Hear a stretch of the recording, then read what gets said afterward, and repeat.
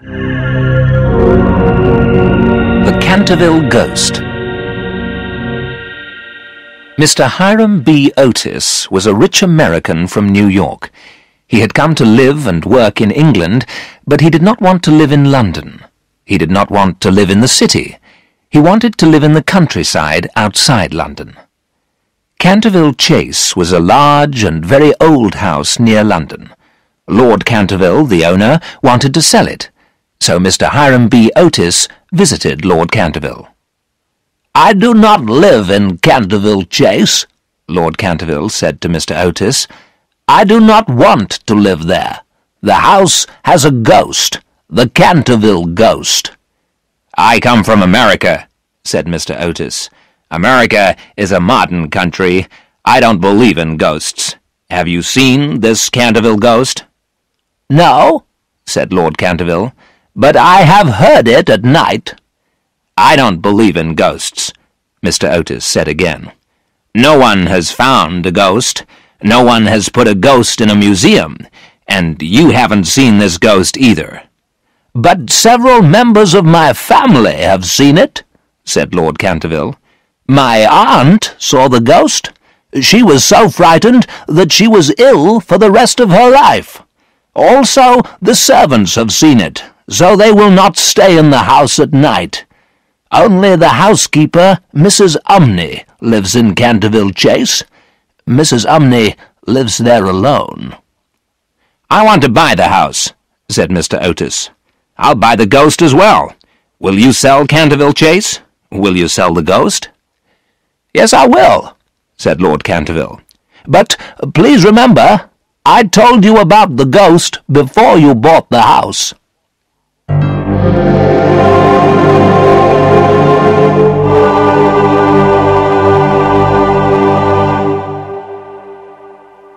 Mr. Hiram B. Otis bought Canterville Chase. Then his family came to England from America. He had a wife called Lucretia, 3 sons and a daughter. The eldest son, Washington, was almost 20 years old. He was good-looking and had fair hair. His 2 young brothers were twins. They were 12 years old. The daughter, Virginia, was 15 years old. She had large blue eyes and a lovely face. Mr. Otis took his family to live at Canterville Chase. The old house was in the countryside west of London. Mr. Otis and his family travelled from London by train. Then they rode to the house in a wagon pulled by 2 horses. Canterville Chase was big and old. Trees grew all around the house. The Otis family wanted to stop and look at the outside of the house, but the sky darkened. A thunderstorm was coming. Rain started to fall, so the family went inside the house quickly. Mrs. Umney, the housekeeper, was waiting for them by the front door. She was an old woman and wore a black dress and white apron. She lived at Canterville Chase and looked after the house. "Welcome to Canterville Chase," said Mrs. Umney. "Would you like some tea?" "Yes, please," said Mrs. Otis. The Otis family followed Mrs. Umney into the library. There was a big table in the centre of the room and many chairs. Mrs. Umney put teacups on the table, then she brought a pot of tea. The Otises sat in the library and drank their tea. They looked out of a large window at the rain. The rain was falling heavily, and the sky was black. They heard thunder, and they saw lightning. Mrs. Otis looked around the room. There were many books on bookshelves. There were paintings on the walls. There was also a red stain on the floor. The red stain was by the fireplace. "What is this red stain?" Mrs. Otis asked Mrs. Umney. "It is blood," answered the old housekeeper in a quiet voice. "I don't want a blood stain in my library," said Mrs. Otis. "Please remove the stain. Please clean the floor immediately." The old woman smiled. "It is the blood of Lady Eleanor de Canterville. She was murdered by her husband, Sir Simon de Canterville, in 1575. The blood stain has been here for over 300 years. It cannot be removed." "Nonsense," said Washington Otis. "I have some Pinkerton stain remover from America. It can remove any stain. Watch." Washington Otis took the stain remover from a bag. Pinkerton's stain remover looked like a small black stick. He rubbed the stick on the blood stain. A minute later, the floor was clean. The stick had removed the stain quickly and easily. Mrs. Umney looked at the floor. She was frightened. No one had removed the blood stain for 300 years. Mrs. Umney was very frightened. "Pinkertons can remove anything," said Washington Otis. "The blood stain has gone."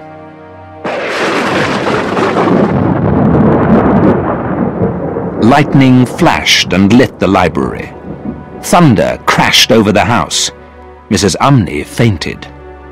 Mr. and Mrs. Otis ran across the library. They helped the old housekeeper, who lay on the floor. Mrs. Umney's eyes were closed and her face was pale. "Mrs. Umney! Mrs. Umney!" cried Mrs. Otis. "Can you speak?" Mrs. Umney opened her eyes. "Trouble will come to this house," she said. "I have seen the ghost. The ghost will come to you." All the Otises helped Mrs. Umney to stand up. "The ghost will come," she said again. "You must not remove the blood stain. You must not clean the library floor. The ghost will be angry." Then Mrs. Umney went upstairs to her room. "Let's look for the ghost," said the Otis boys. "Let's look round the house." The Otises looked round the house together, but they did not see the Canterville ghost.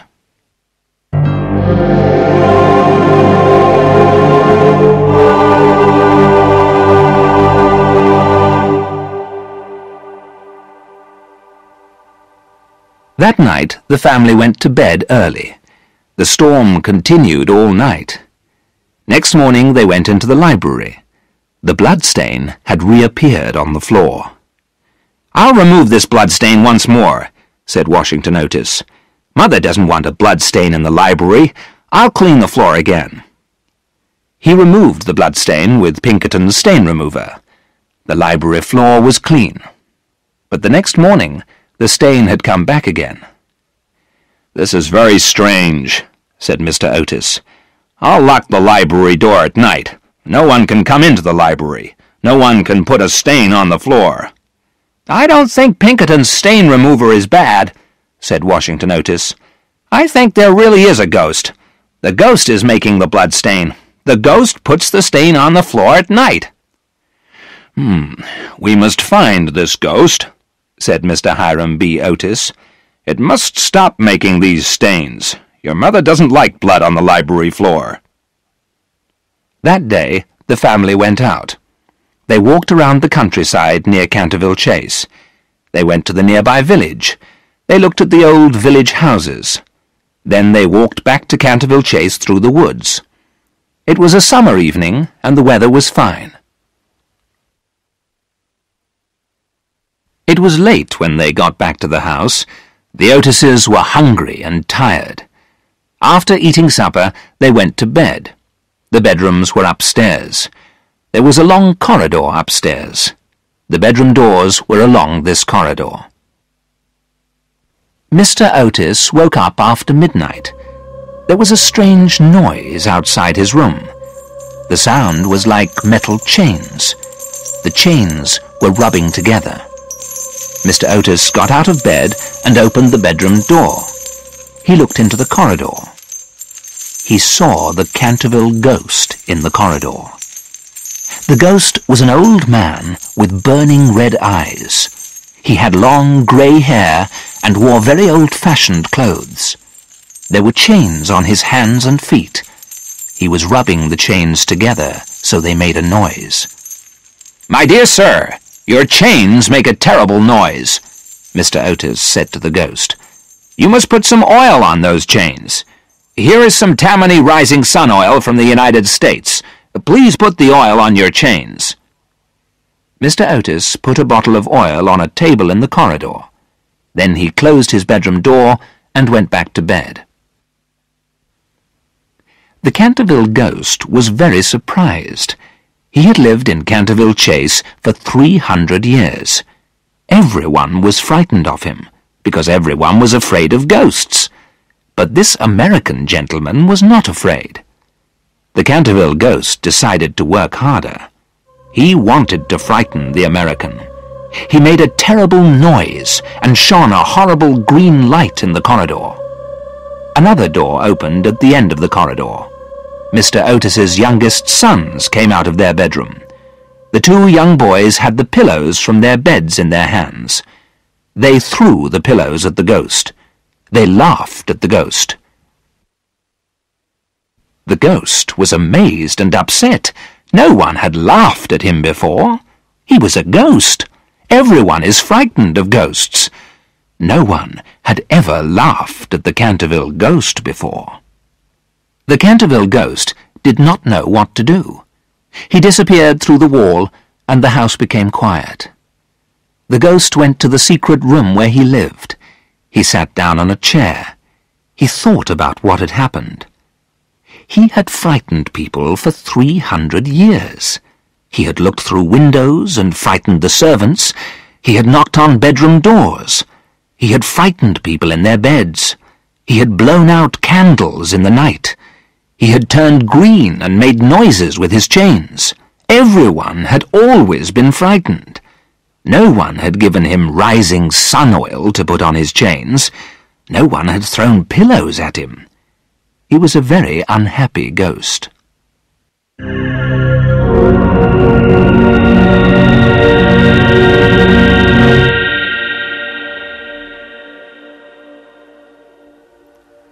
Washington Otis removed the bloodstain in the library every day. Every morning the stain had reappeared. But the stain was no longer the colour of blood.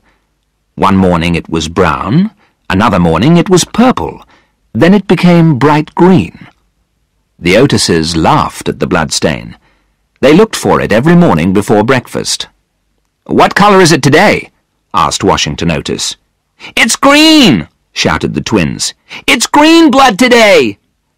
They laughed at the green bloodstain on the library floor. Virginia Otis did not laugh. The young girl was silent at breakfast. The bloodstain made her feel sad, and she almost cried when she saw the bright green stain. She was sure that the ghost put the stain on the floor. She felt sorry for the ghost. "The stain has been here for 300 years, said Virginia. "We have been here for 3 weeks. The poor ghost puts the stain on the floor every night. Can't you leave the stain there?" But the others did not listen to Virginia.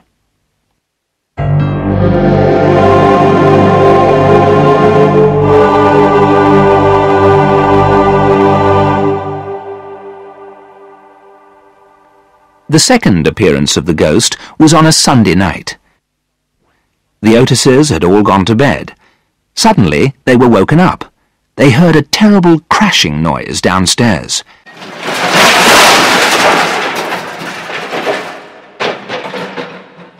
The whole family ran out of their bedrooms. They ran downstairs. It was dark, but Mr. Otis and his eldest son carried candles. They heard another crashing noise in the hallway near the front door.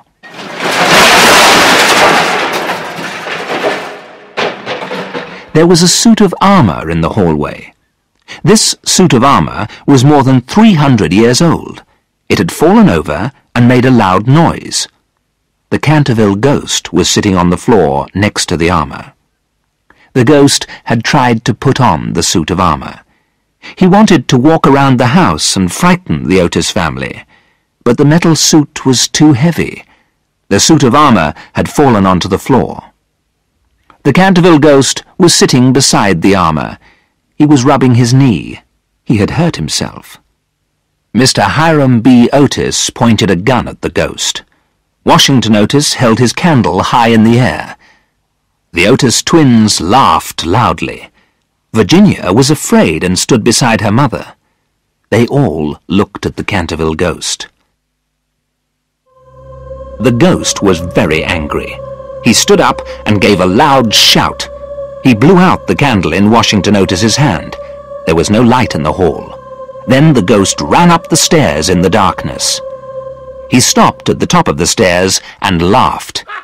He had a frightening laugh. Men's hair had turned grey when they heard him laugh, but the Otises were not afraid. "Are you in pain?" asked Mrs. Otis. "I have a bottle of Dr. Dobell's medicine. It's good for stomach aches and headaches. Please take the medicine." The ghost looked at Mrs. Otis angrily. Then he disappeared in a green cloud and went back to his secret room. He was very unhappy. He had tried to put on the suit of armour, but it was too heavy. The armour had fallen over, and the ghost had hurt his leg.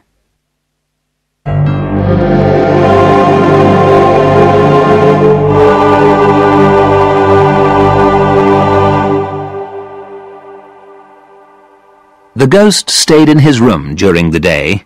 He came out at night to visit the library. He repainted the bloodstain every night, and every morning Washington Otis removed the bloodstain with Pinkerton's stain remover. But the ghost had a problem. He had quickly finished all his red paint. Now his brown and purple paints were finished as well. So sometimes he painted the bloodstain green, sometimes blue. The ghost made plans. He wanted to frighten the Otis twins. He planned to visit the twins in the night. He planned to turn himself green and make a horrible noise. He planned to visit the twins in their bedroom. He planned to touch them with his ice-cold hands in the dark. He left his secret room at midnight. The house was dark. He climbed the stairs and walked along the corridor. The twins' bedroom was at the end of the corridor, round a corner. He turned the corner. Suddenly, he stopped. In front of him was a round face with a terrible mouth and burning eyes. Fire shone out of the mouth and eyes of this horrible face. It was the face of a ghost. The Canterville Ghost gave a shout and ran back to his secret room. He had never seen a ghost before, and felt very frightened. Before daylight came, the Canterville Ghost felt better. Were there 2 ghosts in the house? He must find out. He must meet the second ghost. He went back upstairs and walked along the corridor towards the twins' room. The second ghost was still there, but its eyes were no longer burning. He went up to it. He touched it. The head of the second ghost fell onto the floor. It was not a ghost at all. It was a head made from a large, round vegetable called a pumpkin. The twins had put a candle inside it. There was a card on the floor. The Otis Ghost, the only true Canterville Ghost. The twins had put the head in the corridor to frighten him. This made the Canterville Ghost very angry. What could he do? He could think of nothing at that moment, so he went back to his room.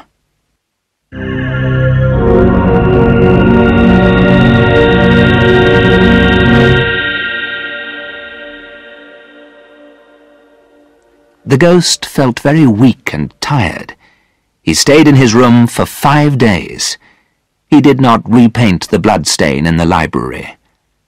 There had been a bloodstain on the library floor for 300 years. Now the library floor was clean. After a week, the ghost felt better. He decided to try once more to frighten the Otis twins. He planned to make his face look as horrible as possible. He waited until the middle of the night. Slowly and silently, he walked to the twins' bedroom. It was 1 o'clock in the morning. The house was quiet. The door of the twins' room was slightly open. The ghost took off his head and carried it under his arm. It is terrifying to see a headless ghost. He wanted to terrify the twins. He pushed open the door of the twins' bedroom. The door banged against the wall. He had planned to shout and hold his head in his hands, but a heavy jug of water fell from the top of the door. The twins had played a trick on him. He was soaked with water. The twins shouted and laughed. The ghost ran back down the corridor. He could not frighten the twins. He could not frighten anyone in the Otis family. Washington Otis came out of his bedroom. The ghost stopped running. Behind him, the twins ran down the corridor. They shouted, "Boo!" in his ears and waved their arms. Washington Otis laughed at him. The ghost did not know what to do. He ran through the nearest door, went back to the secret room, and lay down. He could not frighten anyone. He was a very unhappy ghost.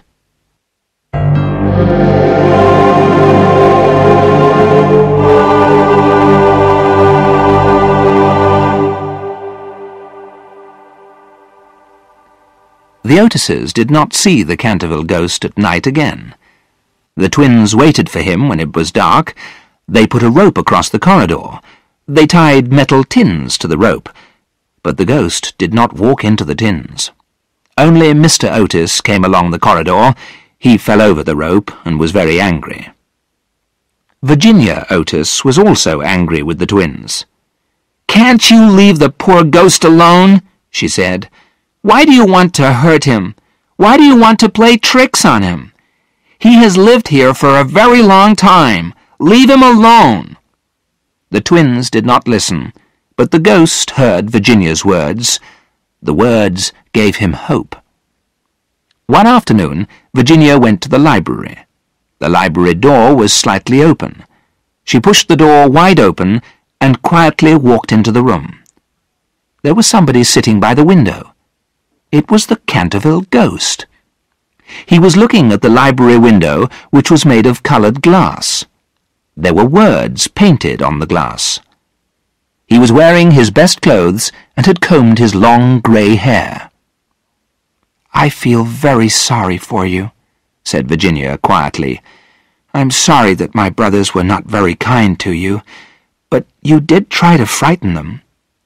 "Yes, I did," said the ghost. "It is my job to frighten everyone who comes to Canterville Chase." "You are very wicked, I know," said Virginia. "Mrs. Umney, the housekeeper, told us that you killed your wife." "Yes, I did," replied the ghost. "But she wasn't very kind, and it wasn't very kind of her brothers to starve me to death." "Starve you to death?" said Virginia. "Oh, poor ghost! Are you hungry? Would you like a sandwich?" "No, thank you," he replied. "I never eat anything. But you are very kind. You are much kinder than the rest of your family. They are rude, nasty, and unkind." "Stop!" cried Virginia. "You're nasty and unkind, too. You stole my paint box. You used my paints to make the blood stain in the library. I never told anyone about it, but now I'm going to fetch my father." She turned to go, but the ghost spoke again. "Please do not go, Miss Virginia," said the ghost. "I am so lonely and so unhappy. I do not know what to do. I want to go to sleep, and I cannot." "It's easy to sleep," said Virginia. "You go to bed and close your eyes." "I have not slept for 300 years, said the ghost. "I have not slept since I was murdered by my wife's brothers." Virginia walked across the library and looked at the old face of the ghost. It was a sad face. "Poor ghost," said Virginia. "How can I help you to sleep?" "Far away in the woods," said the ghost, "there is a little garden. In the little garden the grass grows long and thick. There are many flowers and trees. A nightingale sings all night long. The bird's sweet song is beautiful and sad. The white stars and the pale moon look down on this little garden. It is very peaceful." Virginia's eyes were full of tears. She put her hands over her face. "You mean "It is the Garden of Death," she said quietly. "Yes, the Garden of Sleep," said the ghost. "It is very beautiful. There is peace and silence. There is no yesterday and no tomorrow. But only love can open the door to the garden. For love is stronger than death." Virginia did not know what to say. She listened as the ghost spoke again. "Have you read the writing on the library window?" "Yes," said Virginia, "but I do not understand it." "Look," said the ghost. "Read the lines on the window." Virginia looked at the window and read the lines of poetry. "When a golden girl shall weep for the ghost that cannot sleep, then the dead at last shall die, and in restful earth may lie." "The words mean you must weep for me," said the unhappy ghost. "Then the angel of death will let me rest. Will you help?" "What do I have to do?" asked Virginia. "You must come with me into the darkness. You will see strange things. You will hear strange voices, but nothing will hurt you. You are good and kind. The dark cannot hurt you." Virginia did not answer, and the ghost waited. He had waited for 300 years. This was the longest minute of all that time. "I'm not afraid," said Virginia at last. "I will come with you into the dark." The ghost kissed her hand. His lips were cold like ice, but they burned like fire. The ghost held her hand, and they walked to the wall of the library. The wall opened. There was darkness beyond the wall and a cold wind. Voices spoke out of the wind. "Go back, Virginia! Go back before it is too late!" Virginia walked into the darkness with the ghost. Virginia and the ghost disappeared through the library wall.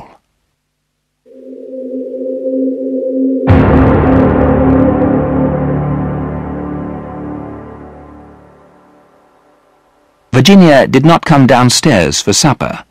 Mr. Otis sent one of the servants to her room. The servant could not find Virginia, so everybody searched the house. They looked everywhere, but they could not find her.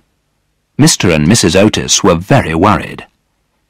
It was a summer evening, and the sun had not set, so the family and the servants searched the gardens before it was dark. In the garden there were many trees and a deep pond. They looked in the pond. They looked in the trees. Then they asked people at the railway station, but no one had seen Virginia. Mr. Otis went to tell the village policeman that Virginia had disappeared. But by that time it was dark, and no one could search any more that night. None of the family wanted to eat or sleep. They sat in the library and waited. They hoped Virginia would return safely.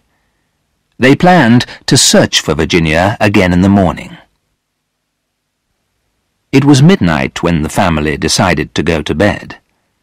They left the library and started to walk up the stairs together. Suddenly, all the clocks in the house struck 12, and they heard a terrible noise. Thunder crashed outside the house, and the Otises heard a dreadful cry.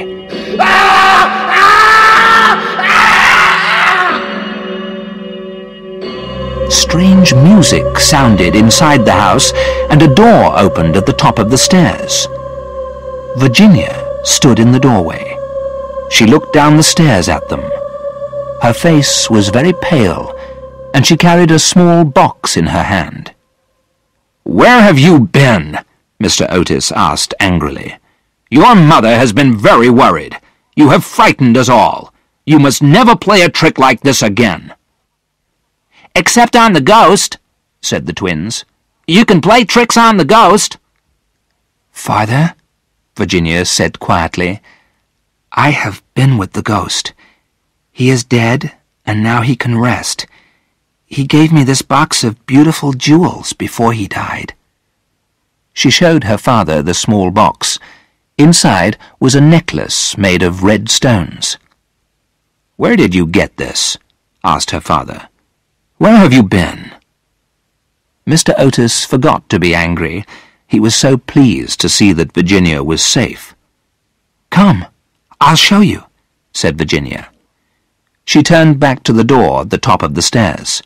All of the family followed her. Washington Otis carried a lighted candle. Virginia led them along a secret corridor. They came to an old wooden door which was open. Beyond the door was a little room with a low ceiling. There was an iron ring in the wall and 2 chains. At the end of the chains was a body. Only bones remained. It was a skeleton. "This is the body of Sir Simon de Canterville," said Virginia. "He murdered his wife in 1575. Then his wife's brothers shut him in this room. He was given no food. Sir Simon starved to death. His ghost was in this house for 300 years, but now he has found peace." The Otis family looked around the little room and did not know what to say. Virginia knelt on the floor beside the skeleton and began to pray.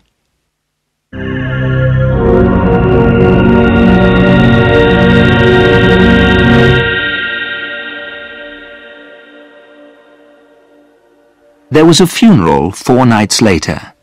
The Otises buried the body of Sir Simon de Canterville in a grave among the trees.